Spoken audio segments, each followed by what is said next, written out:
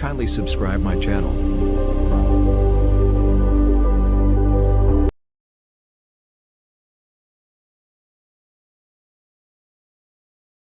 ماشاءاللہ طائف علمی کے حوالے سے آج قصہ بیان کرتے ہیں حضرت بشر حافی رحمۃ اللہ علیہ کا۔ جی، بشر حافی رحمۃ اللہ علیہ اللہ کے بڑے ولی ہیں، جبکہ اس سے پہلے جب ولایت و معرفت نہیں ملی تھی تو من چلی زندگی گزاری انہوں نے، لیکن پھر اللہ نے اپنی معرفت نصیب فرما دی تو جناب یہ بشر حافی اپنے اولیاء اللہ کے سردار۔ حافی اس لیے کہتے کہ ننگے پاؤں رہتے تھے، اچھا ننگے پاؤں، یہ نے جوتا کبھی نہیں پہنا، اور یہ ننگے پاؤں اس لیے رہتے تھے کہ جب انہوں نے توبہ کی تھی اور یہ توبہ کر کے اللہ کی طرف جو رجوع کیا تھا تو اس وقت ننگے پاؤں تھے، تو یہ کہتے تھے کہ اللہ سے جب میری صلح ہوئی تو میں ننگے پیر تھا، لہٰذا میں ہمیشہ ننگے پیر رہوں گا، ہمیشہ ننگے پیر رہوں گا، تاکہ مجھے وہ صلح کا وقت یاد رہے کہ اس حال میں نے اللہ سے صلح کی تھی۔ وہ بھی ایک مستقل الگ واقعہ ہے، لیکن آج ایک اور واقعہ سنانا مقصود ہے۔ بشر حافی رحمۃ اللہ علیہ کے خلاف ایک تاجر تھا بغداد میں، وہ ان کے خلاف باتیں بکتا رہتا تھا، الٹی سیدھی باتیں کرتا تھا، کہتے ہیں جھوٹ ہے یہ وہ، جیسے ہوتا ہے بہت سے لوگ بغض رکھتے ہیں۔ لوگ کہتے ہیں نہیں یار وہ توبہ طائب ہو کے اللہ کے ولی بن گئے، اللہ کے نیک بندے بن گئے، کہ چھوڑو یار ویسے بڑے دیکھے، بہت برائیاں کرتا تھا، لوگ دیکھتے بھی تھے اس کو، یار یہ برائیاں کرتا ہے۔ تو اتنے میں کیا ہوا کہ کچھ عرصے بعد دیکھا کہ وہی سیٹ جو ہے وہ حضرت کا تابعدار ہوا بیٹھا ہے، پیر دباتا ہے، حضرت کے پاس رہتا ہے، خدمت کرتا ہے۔ تو کسی نے کہا بھائی یہ تم اچانک یہ کیا تبدیلی بھائی، یہ تم تو اتنے آپ کے اس سے عداوت رکھتے تھے اور آج یہ تم موتی ہوئے ہو۔ کہتے یار ایک عجیب واقعہ پیش آیا اصل میں اس لیے ہوا۔ کہتے کیا واقعہ؟ کہتا واقعی یہ پیش آیا کہ بشر حافی رحمۃ اللہ علیہ جو ہے وہ جمعے کی نماز کے لیے جمعہ پڑھنے کے لیے گئے، تو میں بھی گیا اور لوگ بھی۔ انہوں نے جمعے کی نماز جیسے پڑھی، نماز ختم کرتے ہی نکلے مسجد سے تیزی سے۔ اچھا میں تو چونکہ ان کے خلاف تنقید ڈھونڈتا رہتا تھا، میں سوچا یہ بشر حافی یہ کیوں نکلے چپکے سے، بھائی لوگ نفلیں پڑھ رہے ہیں آگے کر رہے ہیں، یہ چپ نماز فرض پڑھتے نہیں کر رہے ہیں۔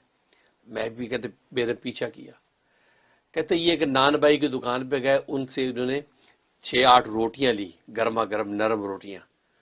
او اچھا یہ ویسے صوفی بنے ہوئے ہیں اور دیکھو گرم نرم روٹیاں لے رہے ہیں۔ وہ روٹیاں لی جلدی سی، وہیں سے تیزی سے ایک آگے گئے تو آگے ایک کباب والی کی دکان پہ گئے، اس سے کباب لیے، اس نے کباب لے کے وہ کاغذ میں لپیٹے۔ اچھا دیکھا یہ صوفی اہم لوگوں کے سامنے بنا ہوا ہے، بڑا زاہد، اور دیکھو کباب اور گرم روٹیاں۔ کہتے میں پیچھے پیچھے، ان کو پتہ نہیں۔ اس کے بعد وہ آئے حلوائی کی دکان پہ، گرم گرم حلوہ لیا۔ اگر تیری یہ تو بہت ہی عیاش آدمی ہے، یہ سارا فراڈ کیا ہوا ہے۔ گرما گرم حلوہ لیا، حلوہ لپیٹا اور گٹری بنائی اور اب جنگل کی طرف چل دی۔ میں نے سوچا کہ یہ دیکھو اب یہ جب کوئی ہریالی جگہ دیکھے گا جنگل میں کھلی، وہاں بیٹھ کے کھائے گا، عیاشیاں دیکھو اس کی، بنا ہوا یہ زاہد اور صوفی، آج تو نہیں چھوڑوں گا اس کو میں۔ کہتا میں پیچھے تھا، اب وہ جنگل میں چلتے گئے تو میں بھی پیچھے چلتا گیا، یہاں تک کہ وہ بصرہ پہنچے۔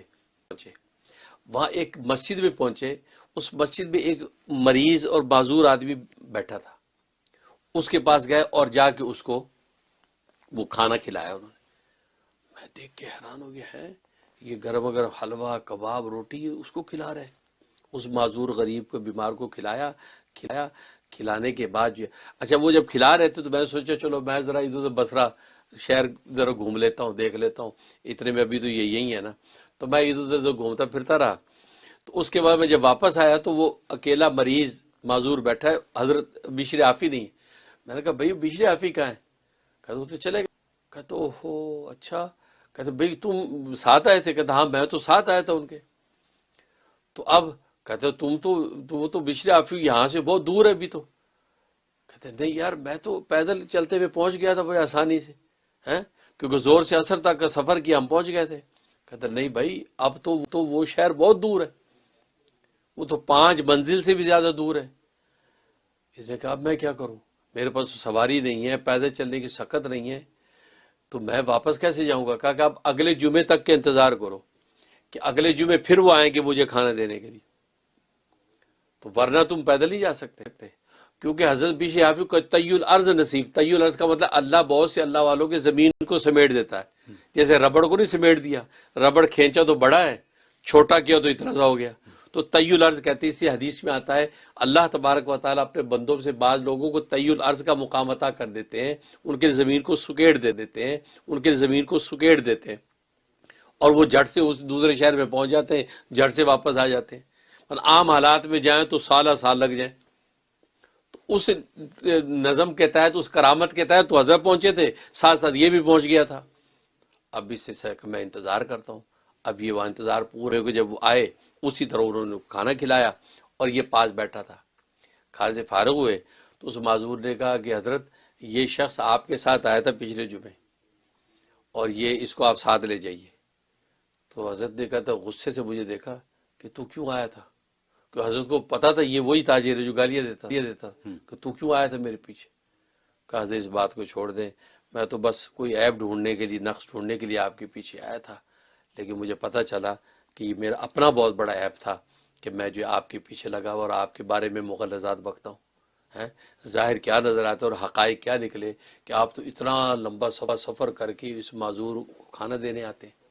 تو میں جو توبہ کرتا ہوں، کہا کہ چل ابھی چل میرے ساتھ، اور خبردار رہتا ہے ایسی حرکت نہیں کرنا، کیونکہ اللہ تبارک و تعالیٰ کی رحمت سے ہمارے لیے تو زمین سمٹ گئی تھی، ورنہ یہ تو سال سال کا فاصلہ ہے۔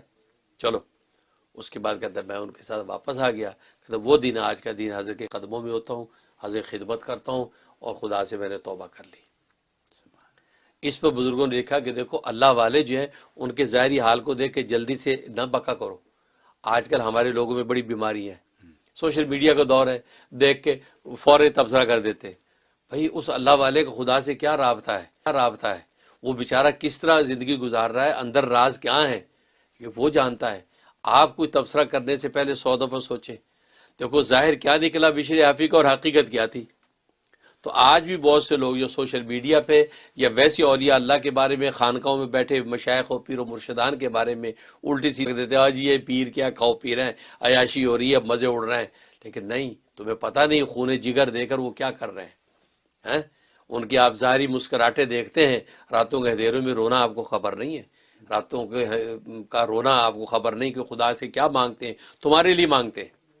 اس لیے کسی کے بارے میں علیکم بالظن، کسی کے بارے میں کوئی بھی گمان طے کرنے سے پہلے محتاط رہو، کیونکہ آپ اپنی طرف سے گمان ازیوم کر کے آپ باتیں کرتے ہیں، ایسا نہ کرو، کیونکہ ہو سکتا ہے کہ وہ بہت سے ایسے گمان تمہارے گناہ بن کے تمہاری گردن پہ آ جائے۔